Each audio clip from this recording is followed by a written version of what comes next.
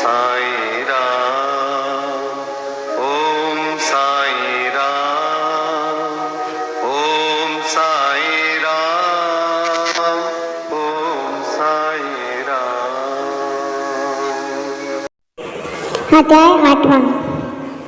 मानव जन्म का महत्व। श्री साईं बाबा की भिक्षावृत्ति, बाईजाबाई की सेवा, सुशिक्षा, श्री साईं बाबा का शयन कक्ष, खुशल चंद्र पर प्रेम। खुशहाल चंद्र पर प्रेम। जैसा कि गत अध्याय में कहा गया है, अब श्री हेमाडपंत मानव जन्म की महत्ता को विस्तृत रूप में समझाते हैं। श्री साईं बाबा किस प्रकार भिक्षा उपार्जन करते थे, बाईजाबाई उनकी किस प्रकार सेवा, शिक्षा, सुशिक्षा करती थी, वे मस्जिद में टाटा कोटे और महासपति के साथ किस प्रकार शयन करते थे, तथा खुशालचंद पर उनका कैसा स्नेह था, इसका आगे वर्णन किया जाएगा। मानव जन्म का महत्व। इस विचित्र संसार में ईश्वर ने लाखों प्राणियों, हिंदू शास्त्र के अनुसार 84 लाख योनियों को उत्पन्न किया है, जिनमें देव, दानव, गंधर्व, जीव जंतु और मनुष्य आदि सम्मिलित हैं। वे स्वर्ग, नरक, पृथ्वी, समुद्र तथा आकाश में निवास करते और भिन्न भिन्न धर्मों का पालन करते हैं। इन प्राणियों में जिनका पुण्य प्रबल है, वे स्वर्ग में निवास करते और अपने सत्कृत्यों का फल भोगते हैं। पुण्य के क्षीण होते ही वे फिर निम्न स्तर में आ जाते हैं, और वे प्राणी जिन्होंने पाप या दुष्कर्म किए हैं, नरक को जाते हैं और अपने कुकर्म का फल भोगते हैं। जब उनके पाप और पुण्यों का समन्वय हो जाता है, तब उन्हें मानव जन्म और मोक्ष प्राप्त करने का अवसर प्राप्त होता है। जब पाप और पुण्य दोनों नष्ट हो जाते हैं, तब वे मुक्त हो जाते हैं। अपने कर्म तथा प्रारब्ध के अनुसार ही आत्माएं जन्म लेती और कार्य प्रवेश करती हैं। मनुष्य शरीर अनमोल। यह सत्य है कि समस्त प्राणियों में 4 बातें एक समान हैं: आहार, निद्रा, भय और मैथुन। मानव प्राणी को ज्ञान एक विशेष प्रदान है, जिसकी सहायता से ही वह ईश्वर दर्शन कर सकता है, जो अन्य किसी योनि में संभव नहीं। यह कारण है कि देवता भी मानव योनि से ईर्ष्या करते हैं तथा पृथ्वी पर मानव जन्म धारण करने हेतु सदैव ललायत रहते हैं, जिससे उन्हें अंत में मुक्ति प्राप्त हो। किसी का ऐसा भी मत है कि मानव शरीर अति दोषयुक्त है। यह कृमि, मज्जा और कफ से परिपूर्ण, क्षणभंगुर, रोगग्रस्त तथा नश्वर है।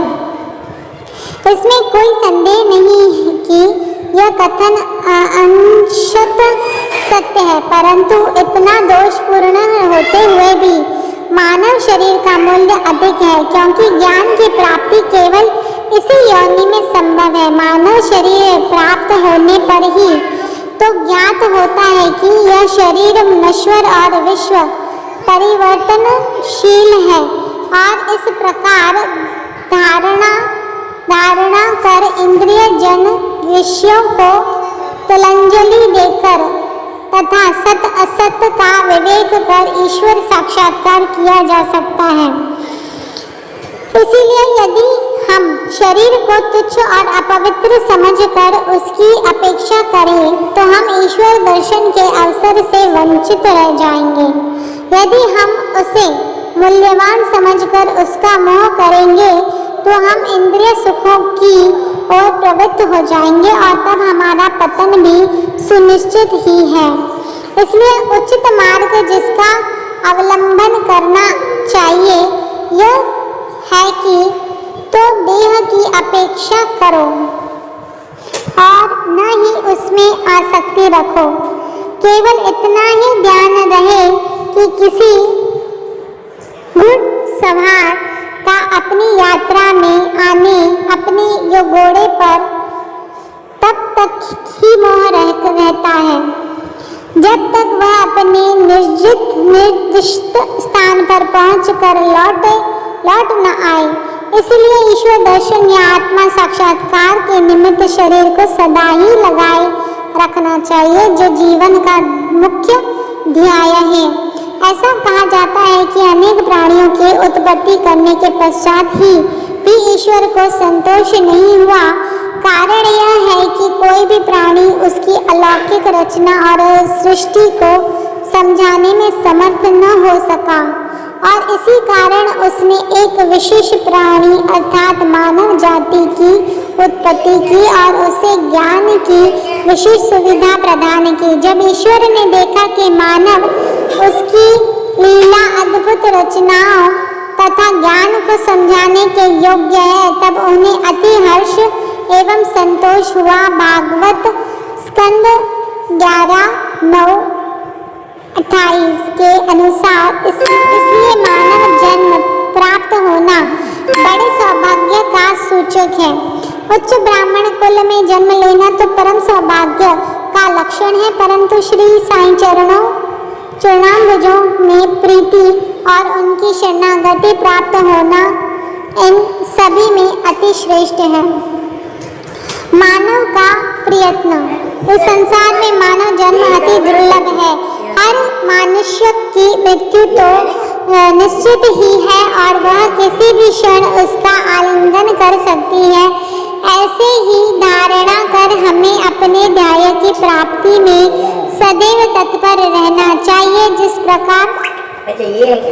प्रकार खोए हुए राजकुमार की खोज में राजा प्रत्येक संभव उपाय प्रयोग में लाता है, इसी प्रकार किंचित मात्र भी विलंब न कर हमें अपने अभिष्ट की सिद्धि के हेतु शीघ्रता करनी ही सर्वथा उचित है। अतः पूर्ण लगन और उत्सुकता पूर्वक अपने ध्येय और आलस्य और निद्रा को त्याग कर हमें ईश्वर का सर्वदा ध्यान रखना चाहिए। यदि हम ऐसे न कर सके तो हमें पशुओं के स्तर पर ही अपने को समझना पड़ेगा। कैसे प्रवृत्ति होना अधिक सफलतापूर्वक और साक्षात्कार के सुलभ प्राप्त करने का एकमात्र उपाय है किसी योग्य संत या सद्गुरु के चरणों की शीतल छाया में आश्रय लेना, जिससे कि ईश्वर साक्षात्कार हो चुका हो। जो लाभ धार्मिक व्याख्यानों के श्रवण करने और धार्मिक ग्रंथों के अध्ययन करने से प्राप्त नहीं हो सकता, वह इन उच्च आत्मज्ञानियों की संगति से सहज ही प्राप्त हो जाता है। जो प्रकाश हमें सूर्य से प्राप्त होता है, वैसा विश्व के समस्त तारे भी मिल जाएं तो भी नहीं दे सकते। इसी प्रकार जिस आध्यात्मिक ज्ञान की उपलब्धि हमें गुरु की कृपा से हो सकती है, वह ग्रंथों और उपदेशों से किसी प्रकार संभव नहीं है। उनकी प्रत्येक गतिविधि, मृदु भाषा, गुह्य उपदेश, क्षमाशीलता, स्थिरता, वैराग्य, दान और परोपकारता, मानव शरीर का नियंत्रण, अहंकार शून्य आदि गुण जिस प्रकार भी वे इस पवित्र मंगल विभूति द्वारा व्यवहार में आते हैं, सत्संग द्वारा भक्त लोगों को उसके प्रत्यक्ष दर्शन होते हैं।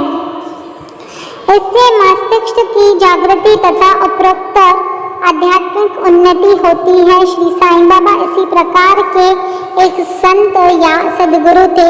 यद्यपि वे ब्रह्म रूप से एक फकीर का अभिनय करते थे, परंतु वे सदैव आत्मलीन रहते थे।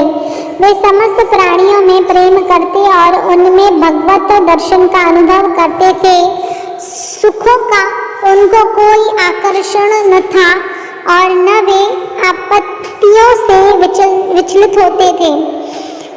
उनके लिए अमीर और फकीर दोनों ही एक समान थे।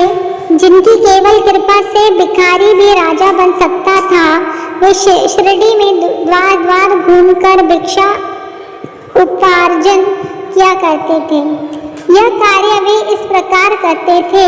बाबा की भिक्षावृत्ति शिरडी वासियों के भाग्य की कौन कल्पना कर सकता है कि जिनके द्वार पर परब्रह्म भिक्षुक के रूप में खड़े रहकर पुकार करते थे, ओ माई, एक रोटी का टुकड़ा मिले और उसे प्राप्त करने के लिए अपना हाथ फैलाते थे। एक हाथ में वे सदा टम्बरेल लिए रहते तथा दूसरे में एक झोली। कुछ घरों में तो वे प्रतिदिन ही जाते और किसी किसी के द्वार पर केवल फेरी हो ही लगाते थे। वे साग, दूध या छाछ आदि पदार्थ तो टिन पॉट में लेते तथा भात व रोटी आदि अन्य सूखी वस्तुएं झोली में डाल लेते थे। बाबा की जिह्वा को कोई स्वाद रुचि न थी, क्योंकि उन्होंने उसे अपने वश में कर लिया था। इससे वे भिन्न भिन्न वस्तुओं के स्वाद की चिंता क्यों करते। जो कुछ भी भिक्षा में उन्हें मिल जाता उसे ही वे मिश्रित कर संतोष पूर्वक ग्रहण करते थे। अमुक पदार्थ स्वादिष्ट है या नहीं, बाबा ने इस ओर कभी ध्यान ही नहीं दिया, मानो उनकी जीवा में स्वाद बोध ही न हो। वे केवल मध्याह्न तक ही भिक्षा उपार्जन करते थे। यह कार्य बहुत अनियमित था।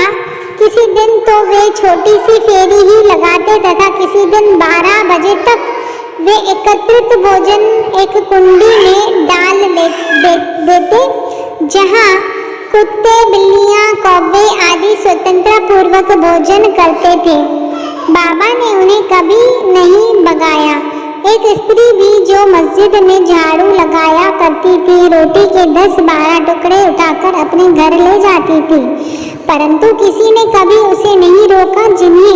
जिन्होंने स्वप्न में भी बिल्लियों और कुत्तों को कभी दुत्कार कर नहीं भगाया, वे भला निस्सहाय गरीबों को रोटी के कुछ टुकड़ों को उठाने से क्यों कर रोकते। ऐसे महान पुरुष का जीवन ध्याय है। शिरडी वासी तो पहले उन्हें केवल एक पागल ही समझते थे और वे शिरडी में इसी नाम से विख्यात भी हो गए थे।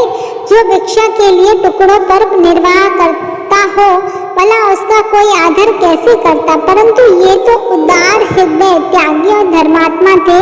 यद्यपि वे बाहर से चंचल और अशांत प्रतीत होते थे, परंतु अंतःकरण से दृढ़ और गंभीर थे।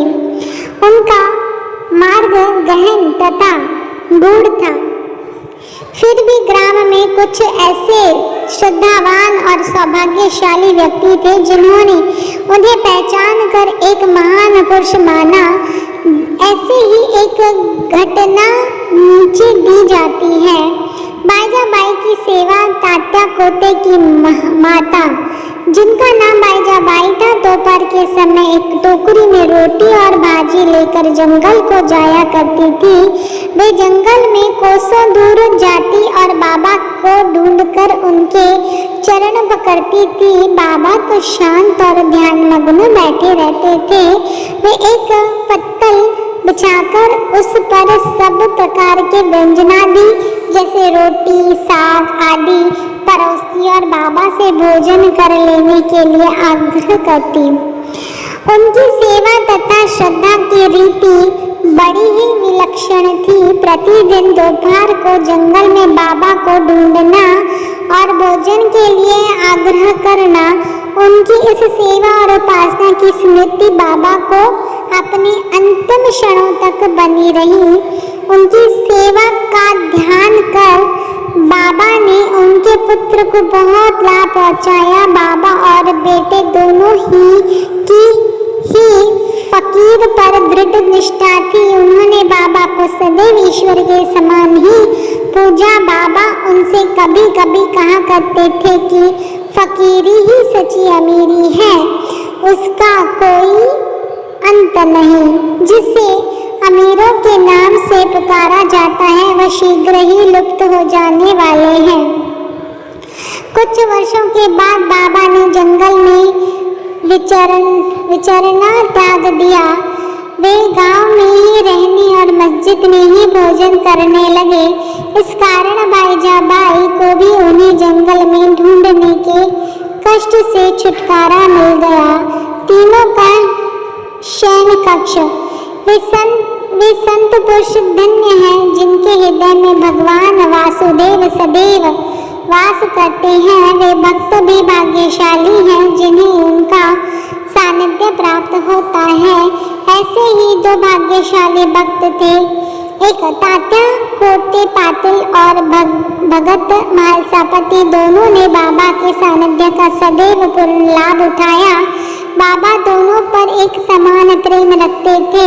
ये तीनों महानुभाव मस्जिद में अपने सिर पूर्व पश्चिम तथा उत्तर की ओर करते और केंद्र में एक दूसरे के पैर से पैर मिलाकर शयन किया करते थे। बिस्तर में लेटे लेटे ही वे आधी रात तक प्रेम पूर्वक वार्तालाप और इधर उधर की चर्चाएं किया करते थे। यदि किसी को भी निद्रा आने लगती तो दूसरा उसे जगा देता था। यदि तात्या खराटे लेने लगते तो बाबा शीघ्र ही उठकर उसे हिलाते और सिर पकड़कर जोर से दबाते थे। यदि कहीं वह मालसापति हुए तो उन्हें भी अपनी ओर खींचते और पैरों पर धक्का देकर पीठ थपथपाते थे। इस प्रकार तात्या ने 14 वर्ष तक अपने माता पिता को ग्रह के ही पर छोड़कर बाबा के प्रेमवश मस्जिद में निवास किया। कैसे सुहाने दिन थे वे, उनकी क्या कभी विस्मृति हो सकती है। उस प्रेम का क्या कहना, बाबा की कृपा का मूल्य कैसे आंका जा सकता है। पिता की मृत्यु होने के पश्चात तात्या पर घरबार की जिम्मेदारी आ पड़ी, इसलिए वे अपने घर जाकर रहने लगे। राहता निवासी कुशाल चंद। शिरडी के गणपत तात्या कोटे को बाबा बहुत ही चाहते थे। वे राहता के मारवाड़ी सेठ श्री चंद्रभान को भी बहुत प्यार करते थे।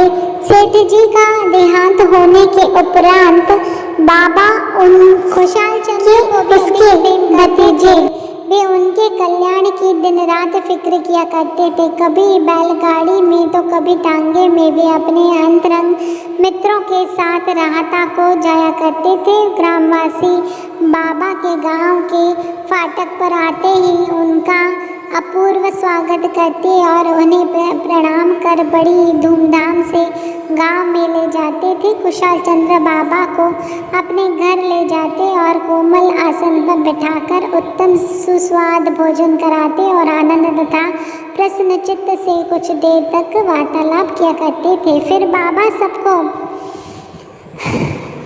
आनंदित कर और आशीर्वाद देकर शिरडी वापस लौट आते थे। एक ओर राहता दक्षिण में तथा दूसरी ओर नीमगांव उत्तर में था। इन दिनों दोनों ग्रामों के मध्य में शिरडी स्थित है। बाबा अपने जीवन काल में कभी भी इन सीमाओं के पार नहीं गए। उन्होंने कभी रेलगाड़ी नहीं देखी और न कभी उसमें प्रवास ही किया, परंतु फिर भी उन्हें सब गाड़ियों के आवागमन का समय ठीक ठीक ज्ञात रहता था। जो भक्तगण बाबा से लौटने की अनुमति मांगते और आदेशानुकूल चलते वे कुशल पूर्वक घर पहुंच जाते, परंतु इसके विपरीत जो अवज्ञा करते उन्हें दुर्भाग्य व दुर्घटनाओं का सामना करना पड़ता था। इस विषय के संबंधित घटनाओं और अन्य विषयों का अगले अध्याय में विस्तार पूर्वक वर्णन किया जाएगा। विशेष इस अध्याय के नीचे दी हुई टिप्पणी बाबा के कुशाल चंद पर प्रेम के संबंध में है। किस प्रकार उन्होंने काका साहब दीक्षित को राहता जाकर कुशाल चंद को लीवा लाने को कहा और उसी दोपहर को कुशाल चंद से स्वप्न में शिरडी आने को कहा, इसका उल्लेख यहाँ नहीं किया गया है क्योंकि इसका वर्णन इस सचित्र के 30वें अध्याय में किया जाएगा। श्री सद्गुरु साईनाथार परमस्तु शुभम भवतु। श्री सच्चिदानंद सद्गुरु साईनाथ महाराज की जय, साईं कर्णानंद महाराज की जय, श्री सच्चिदानंद सद्गुरु जगत गुरु बाल योगीनाथ साईं नारायण महाराज की जय, साईं लीलावती माता की जय। ओम